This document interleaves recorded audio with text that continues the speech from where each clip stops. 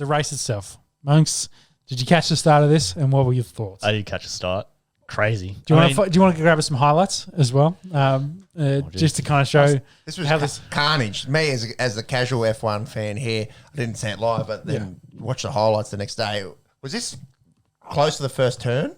It was the first turn off the start. Yeah, off the first turn. Yeah, so there had been a bit of rain leading up to it, so they started the race all on inters, and then started the race. They all get going. The big problem was, let's start with Bottas. Terrible start. He spins the wheels. Monks will get this going in a second. He spins the wheels on the start. Hang on. No, I've got the completely wrong race there. No, that's right. No, so it's still a bit of wet. Not bad. Yeah, sorry. It was too sunny. It was too sunny for a second. So I mean, it was drying up. So This is formation lap. carnage. Yeah. Formation lap. They're not meant to talk back and forth between their pit crew at the time, but during the formation lap, they had to see how wet it was. Still wet. You can see them kicking up water, so they stayed on inters. But the start, Bottas has a terrible start. Gets stuck behind Lando. So I think he had wheel spin off the line, so he just got caught out. And then just could not pull the car and brake at all. Oh, my God. Run straight into Lando, Yeah. who's running pretty well in the championship at the moment. Puts Lando into puts him into Max first. And then Bottas then goes through and hits Perez. That's it, yep. Takes Perez out of the race, takes Bottas himself out of the race, takes Lando out of the race. Verstappen loses his main barge board. So on one side of his car, like the whole aero on that side of the car is missing. It's gone. Yeah. They show photos of it, and it's like crazy that he even continued racing well enough to keep going with that much aero missing from his car. Well, I reckon that was equivalent to like 1 second a lap. Yeah. So the other one was Lance Stroll, came through a bit hot and tried to dive kind of out of the way. And in doing so, takes out Leclerc on the side, and that's Leclerc there. So and then Leclerc then spins Ricciardo as well. So how many people? It's Lando. It's Alonso. So Alonso, no, it was Ocon. You were right, Monks. Yeah. How many drivers got So we lost 5 for the whole race? Four. Yeah, they're gone out of the race. Bottas. This was just off this first turn. Bottas, Lando, Right. Stroll, and Leclerc all out at the start. Mazepin, he went out in the pits for when they did the restart. Yeah, Raikkonen I think got released too early. He hit Mazepin and broke his front steering. But what was interesting, so straight after that, they red flagged the race. There's crap everywhere. Then they go into the pits. They make the changes. They fix the cars as best they can in that process. So interesting that no one changes tires, because on the red flag you can change tires. No one did. They all stayed on inters. Yeah, they went out for the restart on the formation lap, and by that point they'd realised it all dried up. It was a nice dry race. I think it was still like, I mean, you don't know, so you don't know how long it's going to be red flagged for. So it was about 20 minutes. I'm surprised no team didn't wait for the last like 2 minutes, and they're like, it's a bit sunny, the track's looking good, let's just whack these on and hope for the best. Well, I mean, because they would have been right behind Hamilton, and they would have been out in front with a 20-second lead at that point. True, but I mean, you wouldn't really know what the whole track looks like. So you'd probably be, I think, so I guess going back to Verstappen, so they had 20 minutes to completely do as much as they could to fix it They're up. too busy fixing aero to worry about tyres. Yeah, that's it. So as you mentioned before, on the formation lap, the driver can't talk to the team. So they have to make a decision, essentially. Yeah, so I'm assuming you wouldn't risk it. You'd rather stay on inters just in case there is a bit of water. So that's what Hamilton did as a leader. He didn't want to risk it. But then the two guys behind him, which was Ocon and wasn't Alonso, Ocon and Vettel, with I think the two direct, they both dive in to get tyres. Yeah, well, it was really all based off what Ocon was doing. So second went in, third went in, fourth went, and then the whole field's if they're all going in, we'll go in as well. So they all go in, change tyres. Hamilton's the only one that stays out for the restart. He's just one car. Just one car. One car on the start line. They restart the race. He takes off. And then once he gets past the pit lane, then they all take off. Yeah. So that's Mazepin breaking his front tyre. Yeah. What was also pretty funny, illegal at the time, but it didn't really affect anything. But so Ocon pulled in, the whole field pulled in behind him. Mm-hmm. Russell, where their pit box is, gave them a slight advantage to get through. He got through, got pit his tires quickly, and then actually made up like 7 places, I think, in the process. So at the start of the race, he was running second to Hamilton. But then within that lap, he had to give back. Yeah, they told him, give away those. That was a bit sneaky. You need to give those places back. But so, Bottas takes out, damages the main competitor for Lewis, takes out the other teammate of that competitor, takes out the leading McLaren car, and then Stroll does a solo and takes out one of the leading Ferraris as well. Completely flips the race on head with Lewis going out, starting on Inters by himself, and then realizing this is a bad idea, had to pit and then is last. So he goes all the way back into last. So gave up at least 20, 30 seconds. Yeah. So at this point, Max is behind Ricciardo, and that's where he'd stay. He couldn't take over Ricciardo. And Hamilton got to the back of those guys and then couldn't take them over. But it's Mercedes' great pit strategy. This essentially race came down to a pit strategy for them. They went to his 2-stopper. They brought him in. He did the undercut, fresh tyres, got those 2 over. And then he started working his way up the field. He progressed far enough ahead, pitted again the second time for fresh tyres, came out 5th. So he's got to take 4 cars over. Big problem from him, number 4 car, Alonso. Alonso being Ocon's teammate, AlphaTauri. Not AlphaTauri. Yeah, Alpine. Yep. Yeah, I knew it started with an A. Alpine. Essentially, excellent job blocking out Hamilton for, what was it, like 5 or 6 laps. He made multiple attempts. Great teamwork. Hold him up. There's some of it here. So, throughout the whole week after the race, everyone was sort of reminiscent of. But it was like wheel to wheel, like they're diving deep into corners, and then Alonso comes and cuts him off. It was great racing, great defending work. Because he needed to do it. He did this lap after lap, and this turn 4 was a crazy one to keep trying to do. Goodness. Yeah, and just again, Alonso. He had his birthday during the week, 41, I think. Really? It's still going. Yeah, still going, back in it. But the time he held off and held Hamilton behind, Hamilton caught up to Vettel.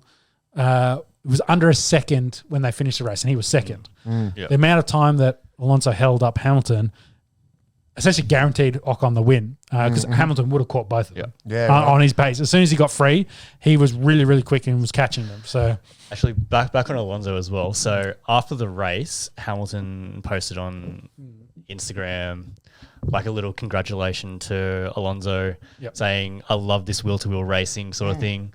A little bit of a dig to Red Bull and Max Verstappen in regards to what's been happening the last couple of weeks. So it'd be interesting to see what the fallout is of that. Yeah. But it was great battle. That was all they showed for those 5 laps. It was just the 2 of them just going around at those corners and fighting. There's a little bit fight there from the Ferrari and Sainz, but he just wasn't quick enough, and Hamilton gets through him quite easily.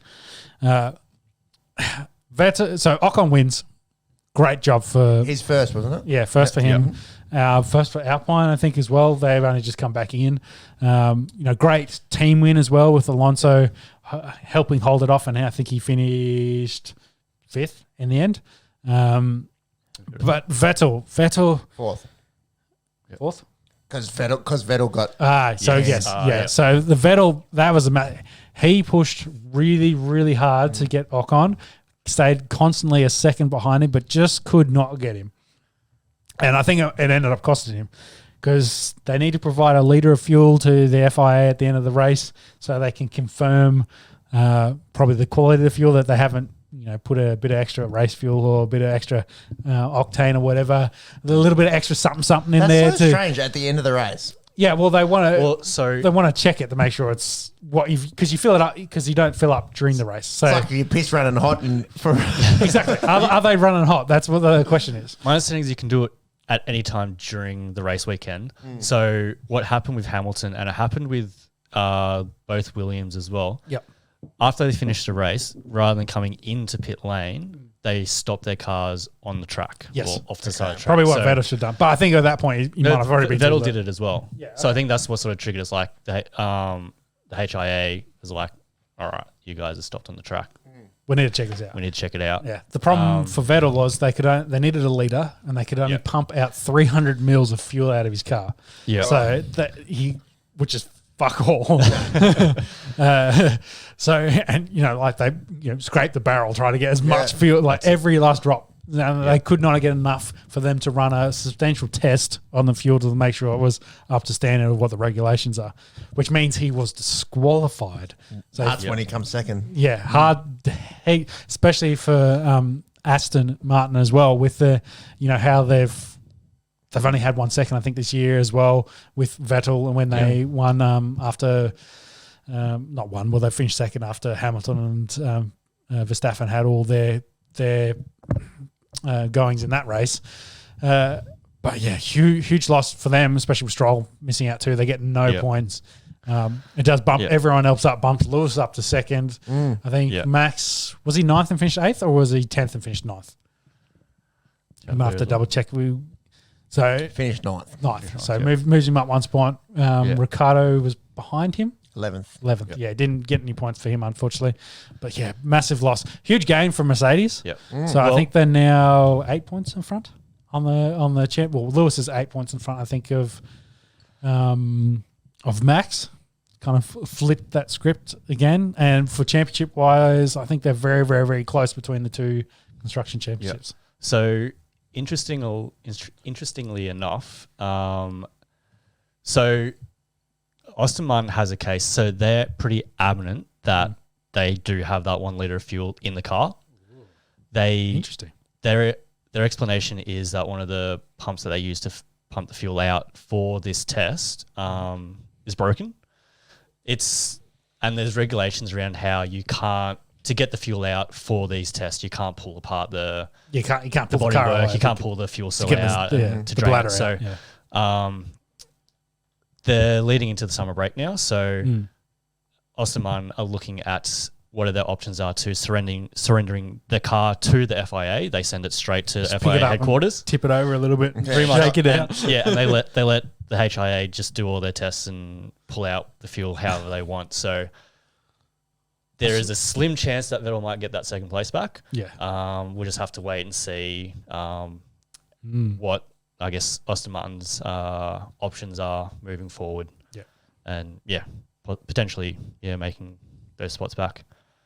Yeah, well, that'll be huge for the championship. Push Lewis back down a place like because there's a substantial difference between 9 and 10. I think you gain only a point, It's whereas 1 point, between 2 and 3, it's 7. So Is it that many? Yeah, so I think the difference for the Hamilton Verstappen Stappen gap kind of brings that closer. So. Yeah, that's really interesting. The other really cool thing, both Williams cars scored points, which I think is George Russell's first points in a Williams car. Oh, both. So this is first points scored ever for not ever, but in the last couple of years, first points scored by Williams. Yeah. So Latifi did get, was he 8th? He must have been 8th. Yeah, he was 1 spot ahead of seventh. He was Russell 1 spot. was 8th. Yeah, 1 spot ahead of Russell. It was really interesting. Russell kind of early in the race said, because Latifi was ahead of him, I think he was 5th at that point, was like, hey, if you got to sacrifice my race to help Latifi, let's do it. Because he knew, like, hey, if I miss out on points, let's get point. We want points for Williams. And he did an interview afterwards, and he had tears, like he was that happy. It meant that much. Yeah. It meant that much to them that, hey, we actually scored points for Williams. We've been all that hard work. Yeah, we've been here for ages, and like we've finally, succeeded. Yeah, and that pit was absolutely crazy. Yeah, that formation lap. The reformation lap where they all switch from inters to slicks. There's so many cars flying in and out. Yeah. They don't regularly have 19 cars all pit at the exact same time and try to get them in and release them at the same time. That's it. And especially when they do pit stops at like 2 seconds. Like, they come in, they whack tires on, and they go out. Like, Is it just a freak occurrence that it all kind of happened? Oh, that, yeah. It's purely because all the cars kind of realize, like, oh, the track is dry, we can go on slick tires. Yeah. And the slick tires are probably 2 seconds faster than the inters are. Which is a huge like Hamilton and Inters, they were catching up to him already on the first lap. When you before he say pits. when you say inters for a casual fan like me, intermediates. so it's not full wet tires. It's But not it's full full slicks. slick. It's kind of in the middle. So it has some ribbing on it, the Traction. grooves on Yeah, it. Yeah, yeah. to dispel the water. Yeah. Whereas full wets, it's like it's full. it full looks like It's your almost normal like a road car tire. Yeah, it looks like your normal road car tire. And in an F1 car, in a dry race, they tear through them like anything. They just melt the rubber off them. So they really need the slicks on them. Yeah, so the whole reason for that, I guess the grooves in it is to dispel the water. So to stop so if you're obviously on slicks, your wheel's just going to keep on spinning. Whereas with full wets and inters, it sort of helps push the water out from underneath the tire. Right. So you get some good contact against I got to say, this battle with him, Hamilton and Alonso was absolutely electric. Just going in and out of these corners, and that's what we want to watch racing week in and week out. So it'll be interesting to see with the changes next year whether you get more of this. Because really in this race there was only 3 corners at the start of the lap, the start of the track that they could actually make an attack on. it's really, but otherwise really it's hard just to follow. rotate. It's really hard to follow. Otherwise, either you can't stay right on his bumper throughout the entire thing. So That's it. Yeah. So I mean, on next season, so all the teams have been and are continuing this week to test the new wheels, so the new 18-inch rims. So they're testing them out at the moment. I guess obviously heading into summer break. Just watching that crash again. That's nuts. yeah, like he's full on the brakes and the car just doesn't stop because it's just slide at that point. Yeah. So apparently there was also a tailwind on this straight, which That's caused... what probably blew all the rain away too. So Yeah, so with the tailwind, it just completely stuffed up the aero. Yeah. So he had no, I guess, downforce on his rear wheels. So I wonder if they'll show Ocon's perspective in here. Like for this lap, from his perspective, the six to 7 cars in front of him all just get washed off the track, and it just opens up for him to go through and take the lead. Like it's crazy. Yeah. Sorry if I go back with this one. It might be. So you do see... Yeah, I can see. See, that's Ocon there, isn't it? Yeah. In front. So just at the top of the screen. Oh, so he comes across. Yeah. Yeah, he's on the right-hand side of the track, like behind probably a couple cars behind. Unfortunately, that Bottas. was Danny getting span around there Was too. that Stroll run up? Yeah. So That's scary, man. That wheel went close to the right, can you roll that back, Marcus, to a keep going. So you got at the top of the screen on the far right, you've got Ocon. He drifts across in front of Stroll. So Stroll sees like the right hand side. He goes for a gap that's not there. He just tries to dive out of the way and then hits the grass and it's like there's nothing. That's it. Yeah. It's just absolute carnage on that first corner. Well, he hit 2 other cars going through there as well. They both hit his front wheel. Yeah. Mad race. Like, oh boy, 20 cars into one corner. Yeah. Usually got to be pretty clean and add a bit of water and just makes it a bit tough. But I think there's a month now between now and the next race. Holiday. Summer break. Where do they go after that? That's a great question. Watch this. This is Lando. So he's coming in and he's like, I'm doing all right. I'll just brake here. And then he gets shunted and he's like, uh-oh, bang. Actually, he hits Perez. Oh, man. So then Bottas must hit Verstappen. Man. Just torches car and you see like grinding along the ground there. It's doing pretty well considering that contact. Yeah. Well, I think that out of that crash from Hamilton and Max last week, Red Bull I think said it was like 1.8 or 1.7 million dollars worth of damage they had to spend and trying to fix that car. It's Crazy money. Yeah. And that's like with parts they've already pre-made and got shit ready just to put on, like the work they had to do to rebuild that car essentially. That's it. Yeah. So they got summer break now. Next round 12 in Belgium starts on the 27th. Runs through the 29th of August. When's the next sprint race? Is that? That will be Monza. So Monza, that's right. That looks like it's potentially 10th of September, that race weekend. I think that's the only race in Italy. Yeah. Yeah, second because they've already been in Italy, haven't they? Yeah. Yeah. Yep. Still a lot of dates left, isn't there? Oh, we're at half point of the season. Yeah. Essentially, yeah. So I think they've 11 with 12 races to go. Yep, something like that. Something like that. So, Yeah. And it's hotly contested at the moment. So we thought Max was taking a huge lead and would anyone catch him? The curse. And then Lewis has done pretty well back to back to kind of get back into that frame. It is a 2-horse race, so let's be honest. Yeah, well, the teams are trying to put them up in front. Like maybe we keep talking about Lando, but McLaren know they're fighting Ferrari at this point. So I don't. They're happy to take a backward seat to those other two teams. So it'll be those two. So is this? No, this is Alonso. So again, Alonso, super successful with cars, is coming across and he's just like, oh, fucking carnage. Yeah, I'll just take this. Yeah, you just got to pick your gap and hope for the best. Yeah, I want to see if they show the Ocon one where he just comes flying through. Because it's just showing all the point of views. I reckon Ocon might have been before. No, they didn't do. I haven't done Ocon yet. I've been watching it. I don't know. I think here we go. Yeah, that looks like. So he comes down here. So he sees this massive gap in the middle of the field. Yeah, so he sees this coming down here, and then Stroll comes down here, takes them all out, and then he just turns around and there's no cars. This is like that's just right, open up for him. Yeah. And he's right behind Hamilton, of course, but then Hamilton stays out. Like it's quite a good thing Hamilton was in front because he has to make the decisions on the inters, and he has more risk if he comes off the inters if it's still wet. Yeah. So he stays out, of course. But everyone else changes. He takes the lead and then leads the rest of the entire race. Wins. I wonder if that's what it was. Just before they went out, it's like just do opposite to whatever Hamilton does. Could very well. They went out like the track was 100% dry. Yeah, yeah. And then Lewis was probably like, hey, if I'm the only one that goes in and everyone stays out, well then I'm last anyway. Yeah. So he had the most to lose. So it was the most risk averse. So it's like, hey, we'll stay out. It's like if you're leading a footy tipping competition, you want to tip favourites. Yes. And then everyone behind is going to take a punt. And exactly. Go a few roughies. Take the safe bet. But seriously, exactly. Yeah. Which was crazy because everyone took the punt. Like the entire field took the punt, and Lewis is probably looking in his mirrors like, where the fuck did everyone else go? I'm the only one out here. Jeremy Clarkson during the week or during the race, probably even on Twitter made a comment. Everyone pitted just so that Hamilton didn't hit anyone on the first corner again. Funny. He's been listening to the Esky. He has.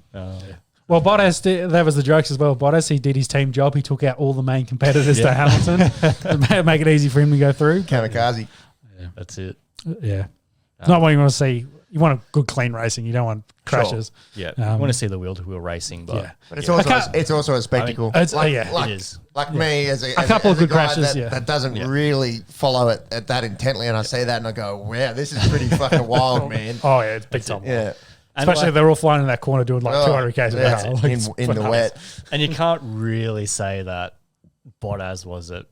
Like he intentionally did that. No, he's at fault, but he's at fault. But you can see his car, he's slow off the start. His car, he can't stop the car, and it's just sliding. He's a passenger, so he had a shit start, and he was just trying too hard to dive into that corner, hopefully make up a position. He'd lost, and just lost the car, took out Lando. Stroll, same thing. Yeah, didn't brake early enough. At least he tried to dive to the outside, but still not far enough. Hit the grass and then his car. Inside. That's completely wrong. Drive to the inside and a possible gap, put it on the grass, but then that slid straight into Leclerc. But otherwise, it was a pretty interesting race in Hungary. When's the next race? Monza in a month. No, Belgium. Belgium. Monza's the sprint race. Yep. So a few weeks off. So probably 3 weeks off. Yes, probably won't be listening in on any riveting F1 news in the next couple of weeks, but we'll get straight back into it as soon as we get to that race weekend in Belgium.